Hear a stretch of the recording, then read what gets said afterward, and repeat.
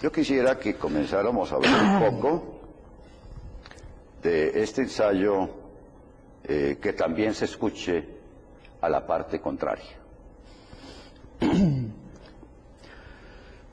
Sí, ese brocardo es un principio, o recoge un principio de tipo general que tiene dentro del proceso varias manifestaciones, pero tal vez la más importante de todas es que para decidir una controversia a propósito de derechos hay que escuchar a las dos partes. O sea, lo más importante de todo es que esta idea da el fundamento del carácter contradictorio del proceso. No se puede administrar justicia si simplemente el juez toma en cuenta los hechos alegados por aquel que reclama, toma en cuenta el derecho y decide. Hay un famoso pasaje que aparece en Plutarco, en el libro sobre las contradicciones de los sofistas, donde justamente el filósofo estoico Zenón hacía una argumentación en contra de la obligación del juez de tener que escuchar a ambas partes. Y Zenón decía, escuchar a ambas partes no tiene sentido. ¿Por qué? Porque si el actor o el acusador probó lo que pretendía, entonces nada que pueda decir la otra parte va a debilitar esa prueba.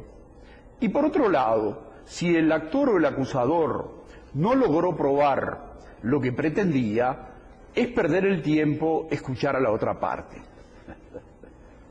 Bueno, esto es importante porque el argumento de Zenón en realidad está pensado dándole al término probar o demostrar un sentido que no es exactamente el que puede tener en la mayoría de los asuntos humanos.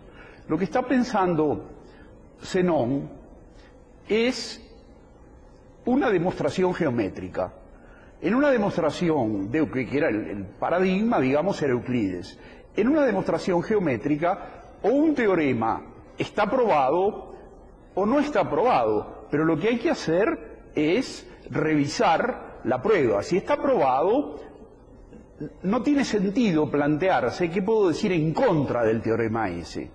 Y, obviamente, si no está probado, tampoco tiene sentido decir nada. Ahora, este principio, o este brocardo que recoge ese principio, lo hace pensar a uno en la diferencia que hay entre justamente las argumentaciones o los razonamientos que hace el geómetra y los razonamientos que hacemos en los asuntos cotidianos. Correcto. En la ponencia tú hiciste la introducción de unos conceptos que nosotros no conocíamos, que son los argumentos derrotables y los argumentos no derrotables. Ahí está. Esa es una diferencia particularmente importante. Muchas veces nosotros, a partir de ciertas premisas, sacamos razonablemente una conclusión, pero podemos manejar informaciones suplementarias que nos obligan a retirar esa conclusión. Y eso es algo que hacemos cotidianamente, pero a lo cual no le ha prestado atención los lógicos. Por ejemplo, una cosa es que yo razone así. Este individuo es un pájaro. Los pájaros son vertebrados, por lo tanto este individuo es un vertebrado. Si la premisa que este individuo es un pájaro es verdadera, y si la premisa, como todos sabemos que es verdadera, que los pájaros son vertebrados, entonces no se puede agregar nada a eso que me invalide la conclusión de que este individuo es un vertebrado. En cambio, ese es lo que se llama un razonamiento de conclusión no derrotable. En cambio, nosotros podemos decir, este individuo es un pájaro, los pájaros vuelan, por lo tanto este individuo vuela. Y esa conclusión es una conclusión razonable. Pero, ¿qué ocurre si yo, además de enterarme que este individuo, de saber que este individuo es un pájaro, me entero que es un pingüino? Entonces, la conclusión aquella que era razonable, en este estado mayor de información, agregando la información que ese individuo es no solo pájaro, sino que es un pingüino, yo ya no la puedo sacar más. Esa es la diferencia. Y en nuestra vida cotidiana, la gran mayoría de las inferencias que nosotros hacemos tiene este carácter no derrotable. Derrotable. Perdón, derrotable. Sí. Derrotable.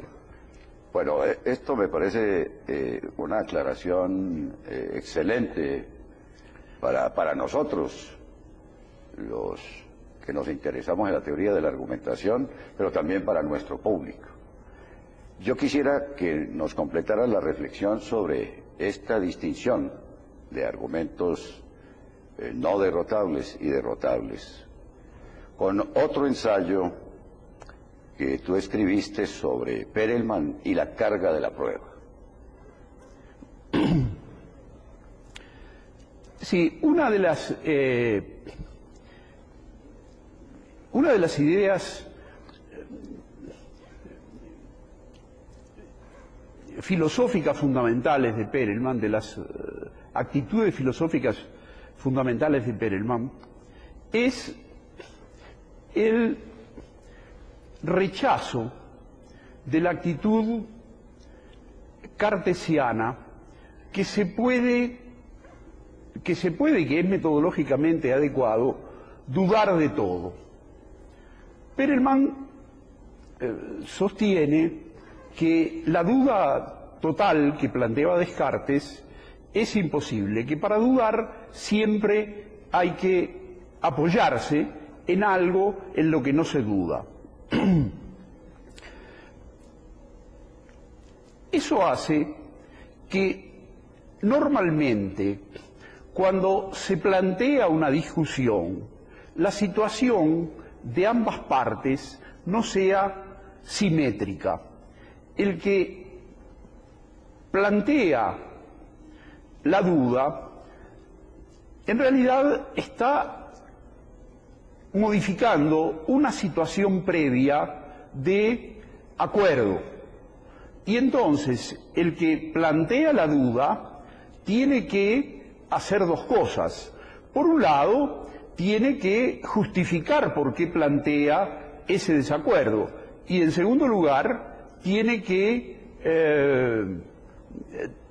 proponer cómo restablecer de alguna manera el acuerdo. Y esto es lo que de algún modo recoge la idea esa de Perelman de reconocer que en las discusiones y en las argumentaciones no siempre las partes están en posiciones simétricas. Hay alguien que, digamos así, si la argumentación fracasa, va a perder la discusión.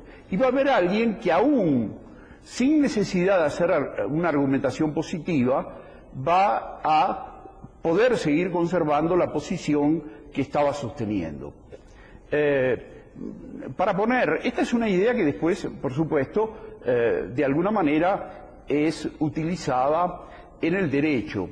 Si yo tengo la pretensión de que alguien me pague una deuda, a mí me corresponde la carga, la obligación de probar cuáles son los títulos que justifica que tengo ese crédito en favor en favor mío. Si yo no logro probar eso, la otra parte no tiene que probar absolutamente nada. Simplemente el juez, como yo no he logrado probar eso y tenía la carga de probar, el juez simplemente rechaza la demanda. Ahora, supongamos que yo pruebo que existe por la otra parte la obligación esa. Naturalmente, en ese caso se produce un desplazamiento de la carga de la prueba. La otra parte lo que tiene que probar, por ejemplo, es que esa obligación ya fue satisfecha. Esa es la idea, más o menos. Ahora, lo interesante de Perelman es que esta idea, que es una idea que está incorporada desde siempre al derecho procesal, Perelman le da un alcance, muy general. Para todo tipo de... Para todo tipo, claro, para todo tipo de argumentación. de argumentación.